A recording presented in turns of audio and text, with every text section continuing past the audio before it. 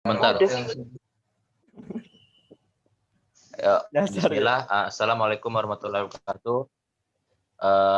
Alhamdulillah, salatu wassalamu ala rasulillah ba'd. Kami dari kelompok 7 ingin mempresentasikan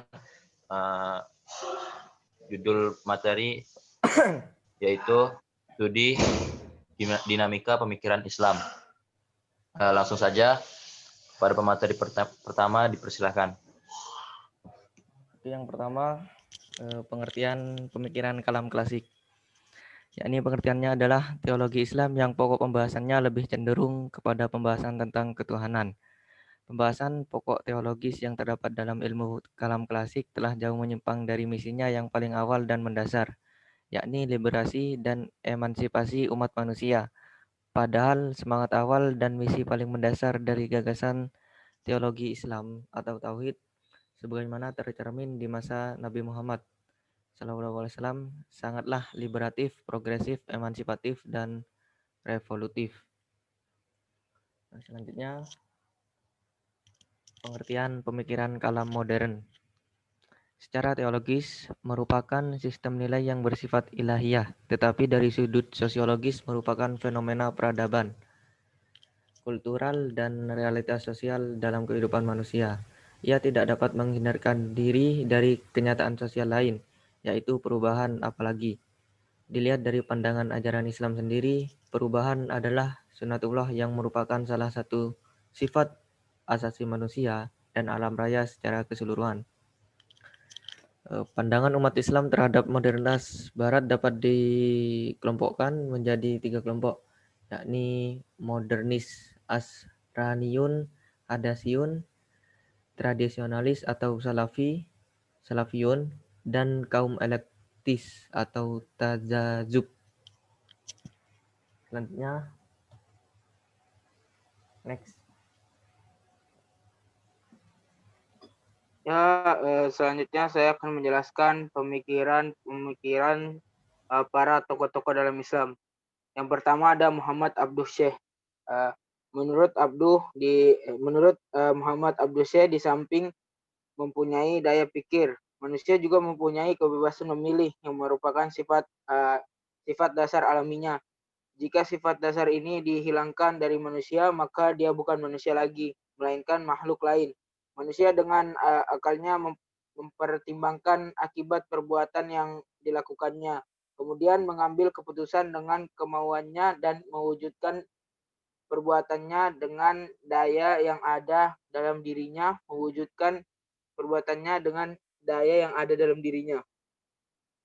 Yang kedua, Syahid Ahmad Khan. Keyakinan, kekuatan, dan kebebasan akal menjadi Syahid Ahmad Khan percaya bahwa manusia bebas menentukan kehendak dan perbuatan. Ini berarti bahwa ia mempunyai faham yang sama dengan faham qadariyah. Menurutnya manusia telah dianugerahi Tuhan bermacam-macam daya. Di antaranya adalah daya berpikir berupa akal dan fisik untuk merealisasikan kehendaknya. Yang ketiga, Muhammad Iqbal Sir. Kesulitan untuk menemukan pandangan-pandangannya mengenai wacana-wacana kalam klasik seperti fungsi, akal, dan wahyu, perbuatan Tuhan, perbuatan manusia, dan kewajiban-kewajiban Tuhan.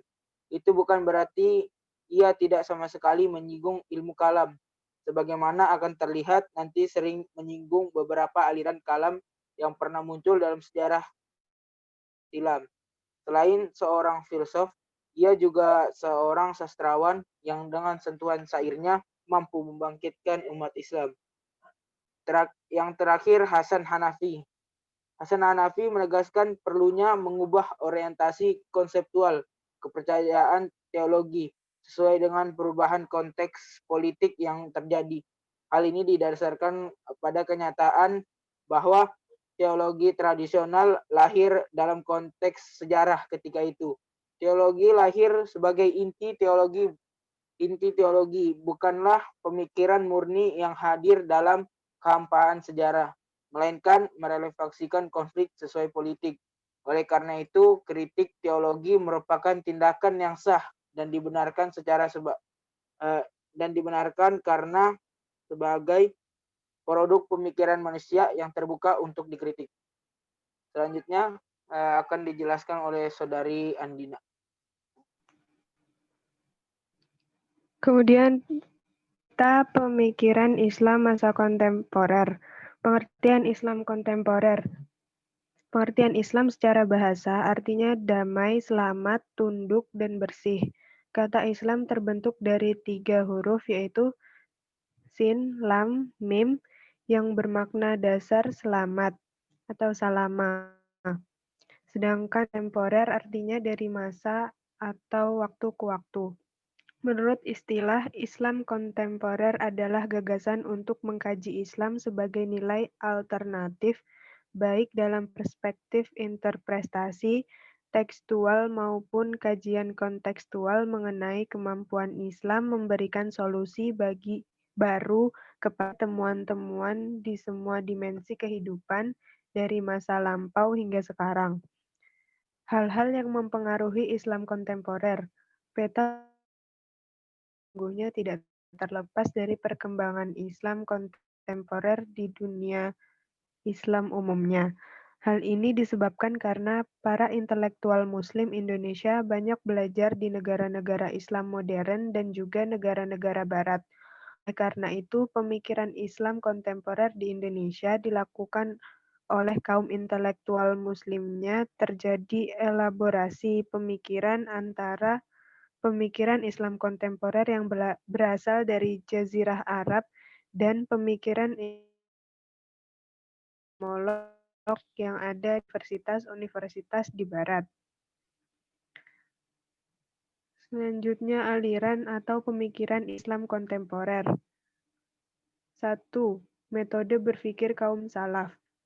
Kaum salaf datang menentang penggunaan metode tersebut dan menginginkan agar pengkajian akidah kembali pada prinsip-prinsip yang dipegang oleh para sahabat dan tabi'in.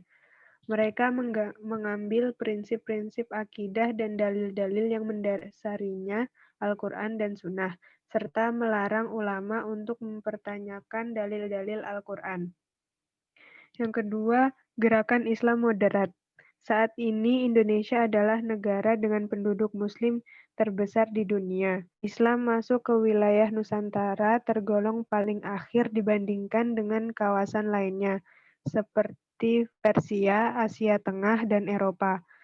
Dinamika perkembangan Ahlus Sunnah wal Jamaah atau Aswaja awalnya dinilai akomodatif terhadap tradisi lama atau local tradition. Kemudian berkembang mengikuti tren pemurnian atau puritanisme, sehingga corak Islam terlihat semakin murni dari unsur-unsur lokal. Pemurnian ajaran Aswaja dari anasir lokal dan tradisi lama dimulai dengan apa yang disebut organisasi pada kaidah berpikir mazhab Ahlus Sunnah wal Jamaah. Yang ketiga, Islam liberal. Islam tanpa batas atau bahkan disetarakan dengan sikap permisif atau ibahiyah, yaitu sikap menolerir setiap hal tanpa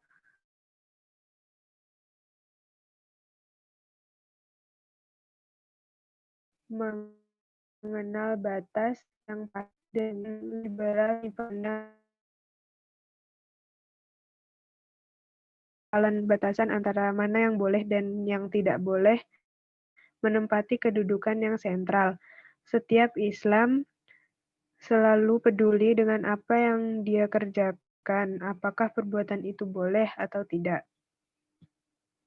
Materi berikutnya akan dijelaskan oleh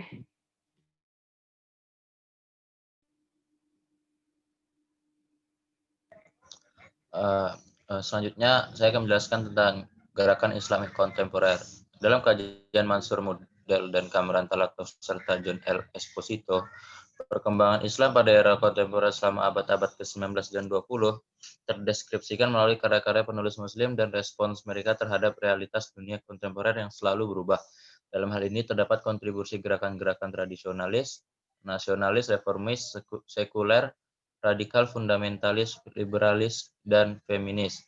Dalam kontribusi ini, menarik untuk diperhatikan interpretasi kontemporer dari isu-isu seperti hak asasi manusia, pluralisme agama, interpretasi Al-Quran, hukum Islam, isu gender, perang, dan perdamaian. Dari dua kajian tersebut dapat dipetakan secara tematis gerakan-gerakan Islam era kontemporer dibagi dalam dua klasifikasi tema, yaitu interpretasi modern Islam dan Islam kontemporer. Gerakan Islam kontemporer di Indonesia. Saya akan menjelaskan gerakan Islam kontemporer di Indonesia. Islam di Indonesia menunjukkan dinamika yang kian bergemuruh. Berbagi kelompok dalam banyak bentuk bermunculan, seperti organisasi massa, partai politik, lembaga kajian, dan organisasi non-pemerintah. Ini tentu tidak terlepas dari keterbukaan politik dan kebebasan berekspresi, serta kebebasan berkumpul dalam sistem demokrasi sekarang. Sesungguhnya kita bisa melihat dari berbagai sudut pandang tentang pluralisasi Islam pasca Orde Baru ini. Mark Woodward tahun 2001 misalnya mengelompokkan respon silam atas perubahan pasca Orde Baru dalam 5 kelompok. Pengelompokan Woodward ini tampak melihat dari sudut doktrin dan akar-akar sosial dalam masyarakat Islam Indonesia yang lama maupun yang baru. Yang pertama adalah indigenized Islam. Indigenized Islam adalah sebuah ekspresi Islam yang bersifat lokal. Secara formal, mereka mengaku beragama Islam, tetapi biasanya mereka lebih mengikuti aturan lokal ketimbang ortodoks Islam. Yang kedua adalah kelompok tradisional NU, Nahdlatul Ulama. Nahdlatul Ulama adalah penganut aliran Sunni terbesar di Indonesia yang dianggap memiliki ekspresinya sendiri karena di samping ia memiliki kekhasan yang tidak dimiliki oleh kelompok lain, seperti basis yang kuat di pondok, pesantren, hingga perdesaan. Bahkan hubungan guru-murid yang khas. Yang ketiga adalah Islam modernis, terutama berbasis pada Muhammadiyah. Sasaran utamanya adalah pelayanan sosial seperti pendidikan dan kesehatan. Muhammadiyah memperkenalkan ide-ide modernisasi dalam pengertian klasik. Yang keempat adalah Islamisasi, Islamisme atau Islamis. Gerakan ini tidak hanya mengusung Arabisme dari konsentrasisme, tetapi juga di dalam dirinya terdapat paradigma ideologi Islam. Sekian dari kelompok 7. Jika ada pertanyaan mohon dituliskan dan ditanyakan. Terima kasih.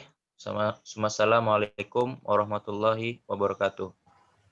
Waalaikumsalam warahmatullahi wabarakatuh.